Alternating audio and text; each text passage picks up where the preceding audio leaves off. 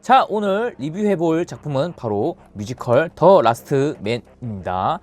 좀비 바이러스로 멸망한 세계에서 살아남은 한 사람의 이야기죠. 오늘은 오랜만에 메모장 키고 한번 진행해 보겠습니다. 일단 첫 번째 1인극. 이 작품은 연극 일리아드를 이은 더 웨이브의 두 번째 1인극입니다. 저는 여태까지 1인극을 한 번도 본 적은 없어요. 왜냐? 보통 1인극 하면 생각나는 고정관념 때문에 안 봤습니다. 1인극 하면 극이 심심할 수도 있고 한 명이 극의 서사를 이끄는 데는 좀 한계가 있을 수도 있고요. 제 리뷰를 보신 분들은 아시겠지만 저는 기승전결 그리고 뭐 스토리 굉장히 중요하게 생각해요. 그럼 더 라스트 맨은 어땠을까? 그게 90%가 방공호에서 살아가는 일상들 그리고 10% 정도가 스토리 전개였어요. 이렇다 보니까 다소 지루한 면이 없지는 않았습니다. 두 번째, 배우 초하드 캐리. 그 구조가 이렇다 보니까 그게 90% 정도가 자기 혼자 뭐 생일 파티를 하기도 하고 인형과 놀기도 하고 영상으로 기록을 남기기도 하는 이런 생존 라이프를 보여주는데요. 이 과정에서 배우가 하드 캐리 합니다. 물론 당연히 1인극이니까 배우가 하드 캐리 하겠죠? 보면서 저는 이런 생각이 들더라고요. 아니 어디까지가 텍스트고 또 어디까지가 드립일까? 일단 몇몇 개 생각나는 거 이야기 해보자면 우선 저는 이날 정민 배우님으로 보고 왔고요. 일단 생각나는 게 형광등 스위치 껐다 켰다 반복하는 거. 극중 형광등이 나가서 그 스위치를 껐다 켰다 하는 씬이 있는데 이거를 조명 오퍼분이 타이밍을 잘 못 맞추시는 거예요. 그래서 정민 배우님이 이쪽이 켜지는 거고 이쪽이 꺼지는 건데 왜 반대로 됐지? 막 이러시는 거예요. 다시 깜빡한 다음 다시 원래대로 돌아왔네? 뭐 이런 장면이 있었고요. 그리고 헤드랜턴 있잖아요. 이렇게 사람 얼굴 있으면 여기에 머리 쓰는 그 헤드랜턴 있잖아요.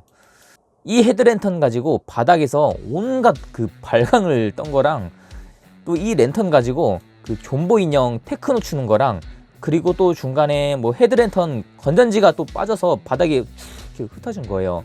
그래서 나중에 그 건전지들 바닥에서 주운 다음에 아니 이 건전지들은 어디서 나온 거지? 이러면서 와 막 유레카 판바야 막 이런 것도 막 기억이 남네요. 그리고 존버 인형이랑 대화하다가 갑자기 또 커피포트랑 이야기를 합니다. 무대가 이렇게 있으면 이쪽에 그 커피포트가 있잖아요. 커피포트를 그 배우님이 사용하다가 제자리에 여기 딱 갖다 놨는데 정면 좀 보이게 다시 해달라고 뭐 그런 것도 있었고요. 존버 인형이랑 머리째 붙잡고 싸우는 것도 있었고요. 여기 존버 인형이 있고 여기 생존자가 딱 누워있으면 여기 머리째 붙잡고 막 앞으로 끌려가요. 어떻게 끌려가냐고요? 이건 현장에서 보시면 되세요. 거의 그 정민쇼 본 듯한 느낌이 들었습니다. 별의별 게 다 있었어요. 거의 오늘이 막공이다라는 포스로 초하드 캐리 하셨습니다. 그런데 아마 이런 디테일은 배우마다 회차마다 다 다를 것으로 예상됩니다. 바로 이 점이 이 극을 보는 관람 포인트겠죠. 이것도 뭐 당연한 이야기겠지만 출연하시는 배우분들의 그 팬분들께서 정말 좋아할 만한 작품이었습니다. 이런 배우들의 캐리력을 어디서 보겠어요. 뭐 딱 뭔가 기승전결이 딱딱 정해져 있는 구조의 극이라면 이런 캐리력을 보기 흔치 않은데 뮤지컬 더 라스트 맨은 그게 아니다 보니까 배우분의 그 캐리력을 확인하기에 좋은 작품이었습니다. 세 번째, 좀비물이 아니었다. 극 진행 중 문득 이런 생각이 들더라고요. 어떤 생각이었냐고요? 사실 저 사람은 사회에 상처 받은 사람이고 좀비들은 위험한 사회. 뭐 이런 식으로 해석하면 재밌겠다. 오, 이렇게 해석하다니 나 좀 멋있는데? 이렇게 그 오바가 떨었거든요. 언제 이런 생각이 들었냐면 극 중반분쯤에 정빈 배우님이 그 그 정장을 챙겨 입는 장면이 있어요. 거기서 갑자기 툭 스치듯 이런 생각이 들더라고요. 근데 100% 맞춘 건 아니지만 이런 비슷한 걸로 극이 끝나더라고요. 생존자는 사실 사회가 두려워서 자기 스스로 갇힌 거고, 그러니까 자기 방어한 거죠. 자기 방어를 위해 상상 속에 좀비 바이러스를 만든 거였죠. 그걸 보고 저는 이런 생각을 해봤습니다. 굳이 상담사랑 집주인 목소리를 등장시킬 필요가 있었을까? 굳이 진실을 밝힐 필요가 있었을까?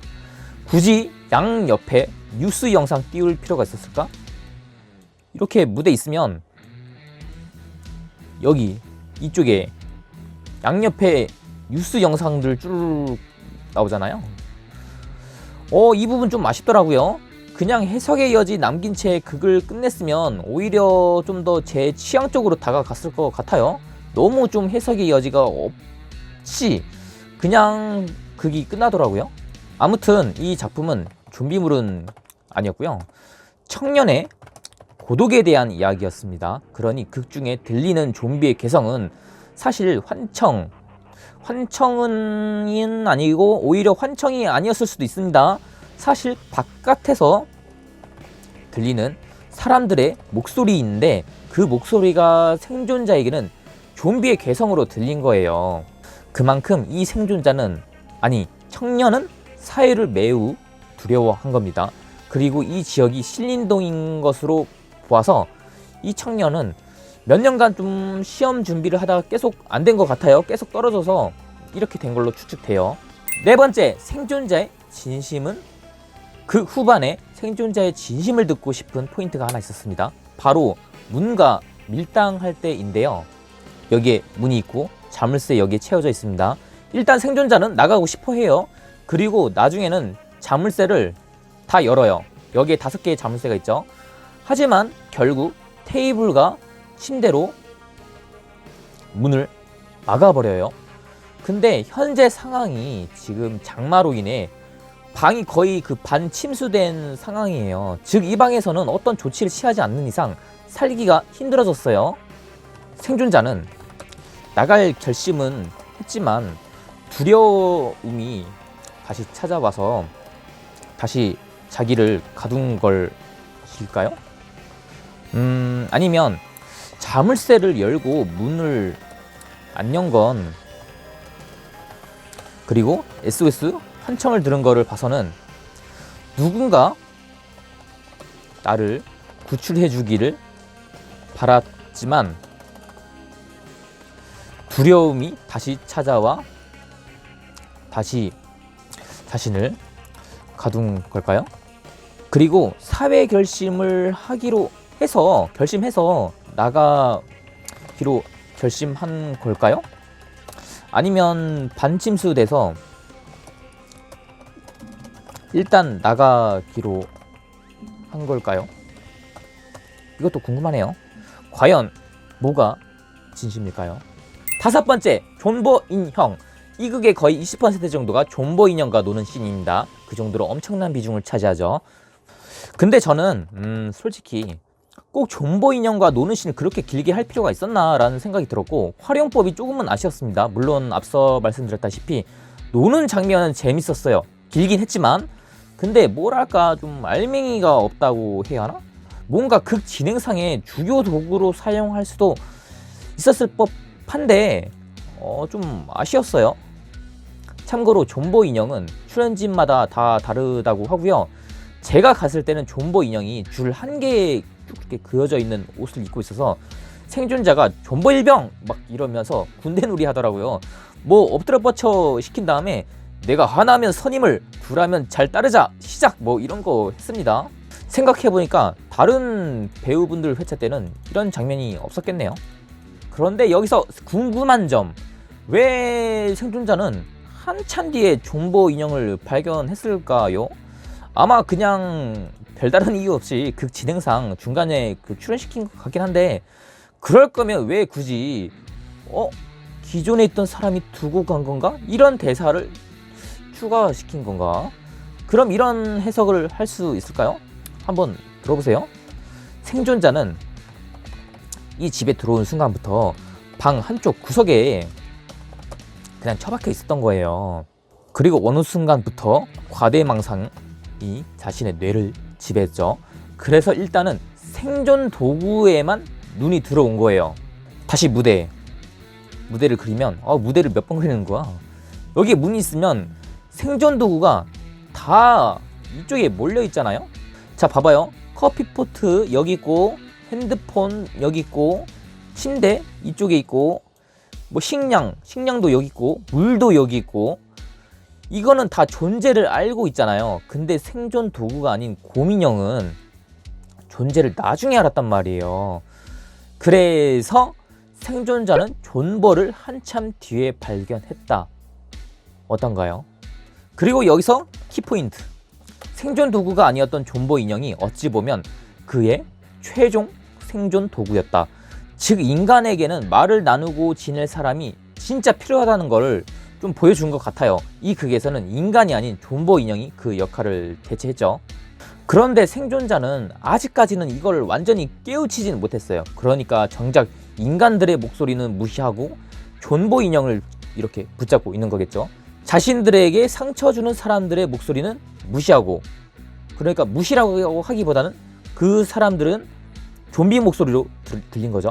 그리고 상처를 주지 않는 이 존버 인형은 계속 붙잡고 있는 거예요. 어찌 보면 좀 답답하기도 한데, 또 어찌 보면 이렇게 될 수밖에 없었던 이 청년이 불쌍해 보이고 좀 가엾어 보이죠. 6번째, 무대. 자, 우선 다 같이 박수 치겠습니다. 왜 치냐고요? 무대 잘 만들었어요. 소극장의 한계를 잘 이기고 꽉꽉 채웠습니다. 저는 이런 꽉꽉 채운 무대 너무 좋아해요. 그냥 단순 벙커로 만들 수도 있었는데 이걸 또 감각적인 디자인으로 잘 만들어 놨고요. 그리고 조명 사용도 되게 좋았어요. 어떤 조명이 좋았냐면, 또 무대 그리는데 몇 번 그리네요. 이 무대가 이렇게 약간 기울어져 있잖아요. 그런데 배우님이 이렇게 앞으로 나올 때면 이 앞쪽에 이 라인에 이렇게 하얀 일자 조명이 딱 그어져 있는 게 있어요. 이런 조명 사용이 너무 좋았어요. 심판의 시간. 뮤지컬 더 라스트맨은 심판의 시간을 벗어날 수 없습니다. 이 작품은 1인극입니다. 근데 가격 볼게요. 가격이 다른 대학로 뮤지컬과 같거나 비슷비슷하면 어쩌자는 거죠? 물론 이렇게 할인이 붙어 있다고 해도 이건 뭐 다른 작품들도 웬만하면 붙어 있는 할인이고요. 저는 이런 생각이 들어요. 이 작품은 앞서 말씀드린 배우의 캐리력을 엿볼 수 있는 기회입니다. 그러니까 그 배우 쇼를 거의 보는 거예요. 그럼 이 캐리력을 누가 제일 보고 싶어 할까요? 바로 출연하는 배우분들의 팬들이겠죠? 일단 이 가격에 팔아보자. 팬들은 사주겠지. 자리가 남으면 타임세일이든 현장 예매는 풀자. 이런 생각을 하고 있는 것 같아요. 근데 이건 굳이 더 라면뿐만 아니라 정말 예외를 찾아보기 힘든 만큼 모든 뮤지컬 연극이 이런 마인드예요. 근데 제가 더 라면에게 심판을 내리는 거는 앞서 말씀드렸다시피 이건 1인극이라는 거예요. 아프네요. 재미있는 공연 사전의 별점 리뷰.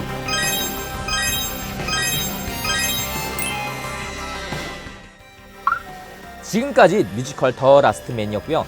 한번 좀비들이 바글바글 거리는 세상 속 지하 벙커 놀러 가보시길 바랍니다. 안 그래도 아트원 시어터 1관이 진짜 지하 벙커 같아요. 심지어 춥기도 해서 거의 4D 체험하고 왔습니다. 그럼 재밌는 공연 사전 여기까지고요. 구독과 좋아요 부탁드리겠습니다. 그럼 다음에 만나요. 빠이빠이.